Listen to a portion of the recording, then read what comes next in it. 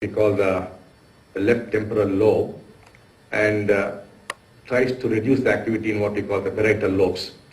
So it's a neurobiological phenomenon induced by the blessing.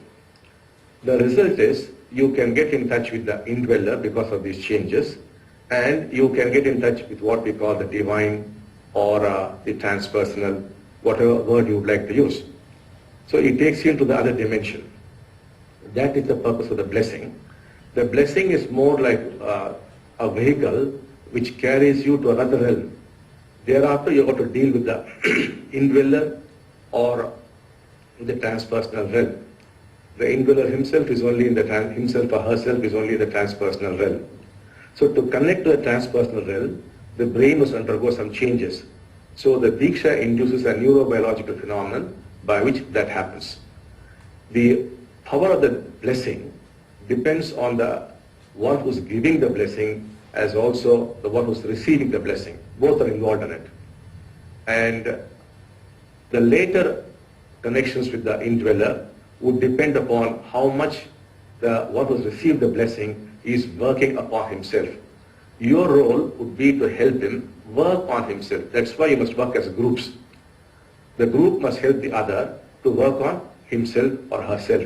If you keep working on yourself, then what happens is you get closer and closer to the indweller. It can become so close that the indweller can become almost physical. You could possibly even touch the indweller. You can even come out and you could even touch the indweller. It can go to that extent. There are people who have this kind of a physical indweller, the indweller coming out and even chatting with them. It's not a rare phenomenon. It's quite well known in India and many parts, and even some Westerners I know. So it depends upon how much you grow.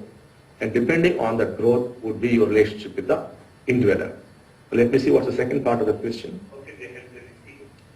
Yeah, how could you help the receiver is you have to form groups and share your lives, share your suffering, your pain, your joys. And the one who's speaking must be allowed to speak, and the other must non-judgmentally listen to him. And the next level, he must report to the other person what is happening inside him. Suppose the person is talking about his fear. Fear might get triggered in you. Then you have to tell him that as I've been listening to you, fear got triggered in me. This is how I see things. So there should be a mutual sharing. So not only the one who is suffering benefit, the one who is listening also would equally benefit. This is the way you have to form groups. It's very essential that if we are going to make 2012 happen, we must form groups. It is these groups which are going to bring about the perceptual shift in the year 2012.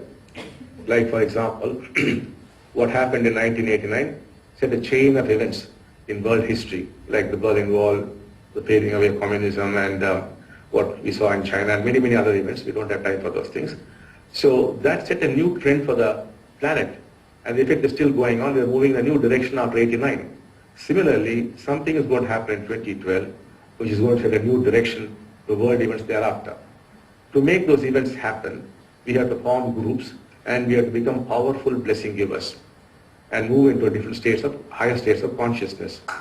So this is basically possible by working on yourself, not individually as well as a group.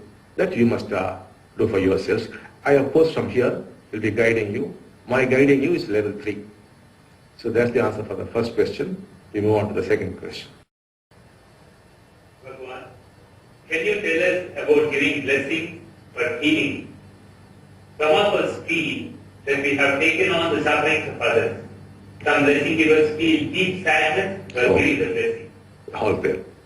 So, as long as you feel it is the divine which is healing, no karma will be transferred to you. But if you feel some way that you are involved in the healing, then certainly karma comes to you. What you must know is you are merely a vehicle for those divine energies to flow into you and to affect the person. If you make the mistake of thinking that you are the one who's healing, that is your energies which are healing, then there's a possibility of a backlash, and that karma might come to you. The other part of the question? Some blessing givers feel deep sadness while giving the blessing. Yeah, that is very good. If you feel that sadness and give the blessing, it's going to be very therapeutic. It's very good, and in fact is recommended.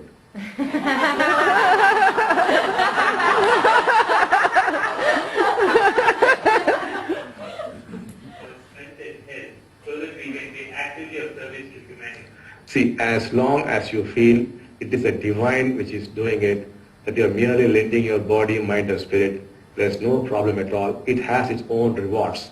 Because karmically you helped a person and your good karma bank account goes on increasing. So you gain by helping others. You don't lose anything as long as you realize it's a divine which is doing and not you. If you think you are doing, your karma account is going to, the good karma account will go down, the bad karma account would increase. But as long as you think it's the divine which is doing, your good karma account goes up and you could encash it for whatever purpose you want to. So that's how you have got to do it. It all depends upon identification. As long as you do not identify yourself, there is no problem. If you identify, there is a problem. But sometimes, unintentionally, things can go wrong. That's why it's a precautionary measure. At the end of the day, you have got to wash your hands and feet in salt water. That is the best precaution you could take. Continue. As we continue to merge with the divine will our bodies, as we continue to merge with the divine, will our physical bodies get stronger and natural? Is it possible to take on the karma of others unintentionally? Yes, as you keep merging with the divine, your body becomes very strong. In fact, 2 weeks ago I met an Indian Swami who had met me in 1984, and thereafter many things happened to him. So nowadays he gets buried under the earth for about 92 days, and several tests have been done whereby he does not breathe, his heartbeat is zero, and yet he is completely alive after 92 days. Now this person originally happened to be an allopathic doctor and an Ayurvedic doctor and many things. Now he is over 70 years old. He looks as though he's 35, not a single black hair, no sagging of muscles, and he's over 70. He's worshipped in many Indian temples, his idols are kept and worshipped.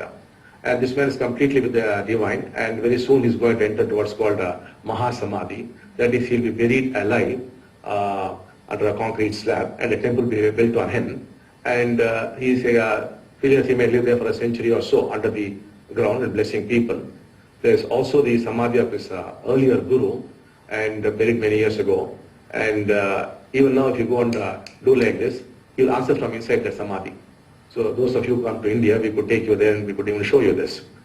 So these people who merge so much with the divine, it looks like they can even physically go on forever. So I myself could not guess this man's age. And then I thought it must be 35 because there were his disciples and who were looking very old, and I thought maybe they were a young master. Then later on I came to know he's that old. So it certainly affects your health, and you do in fact become very strong. Unless that guru has chosen to take on somebody's karma, then of course like Ramana Maharshi, you may get cancer. So it depends upon how you choose to live. That's the first question, I think.